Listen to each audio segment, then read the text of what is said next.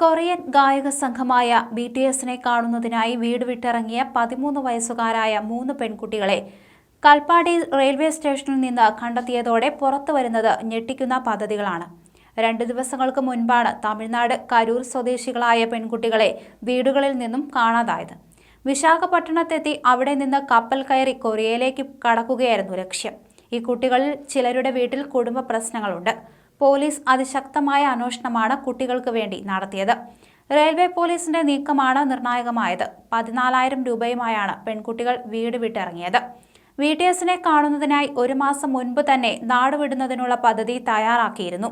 ഇതനുസരിച്ചായിരുന്നു നീക്കങ്ങൾ. തമിഴ്നാട് ഈറോഡിൽ നിന്ന് ചെന്നൈയിലേക്ക് ട്രെയിൻ കയറി. അവിടെ നിന്ന് എങ്ങനെയെങ്കിലും വിശാഖപട്ടണത്തെത്തി.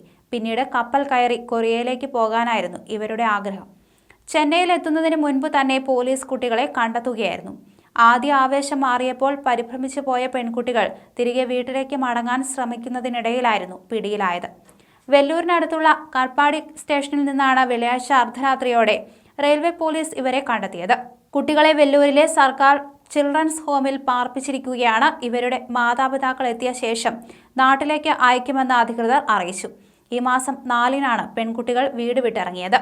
ഈ റോഡിലെത്തി ചെന്നൈയിലേക്കുള്ള ട്രെയിൻ കയറി 2 ഹോട്ടലുകളിൽ മുറി അന്വേഷിച്ചെങ്കിലും ലഭിച്ചില്ല. 3-മത്തെ ഹോട്ടലിൽ 1,200 രൂപയ്ക്ക് മുറിയെടുത്തു. ചെന്നൈയിലെത്തിയതിന് പിന്നാലെ കുട്ടികൾക്ക് തളർച്ച അനുഭവപ്പെടുകയും പിറ്റേന്ന് നാട്ടിലേക്ക് പോകാൻ തീരുമാനിക്കുകയുമായിരുന്നു. തിരികെയുള്ള യാത്രയ്ക്കിടെ കൽപ്പാടി സ്റ്റേഷനിൽ ഭക്ഷണം വാങ്ങാനിറങ്ങി. അതിനിടെ ട്രെയിൻ പോയി. സ്റ്റേഷനിൽ നിൽക്കുന്ന പെൺകുട്ടികളെ സംശയം തോന്നി റെയിൽവേ പോലീസ് കസ്റ്റഡിയിലെടുത്തു. തമിഴ്നാട് കരൂർ സ്വദേശികളെയാണ് വെല്ലൂരിലെ റെയിൽവേ സ്റ്റേഷനിൽ നിന്ന് കസ്റ്റഡിയിലെടുത്തത്. സംശയം തോന്നിയ റെയിൽവേ പോലീസ് ഇവരെ ചോദ്യം ചെയ്യുകയായിരുന്നു. ചോദ്യം ചെയ്യലിലാണ് സംഭവം പുറത്തറിഞ്ഞത്. കൊറിയൻ ഗായക സംഘമായ BTSനെ കാണാനാണ് പോകുന്നതെന്ന് പെൺകുട്ടികൾ പറയുകയായിരുന്നു.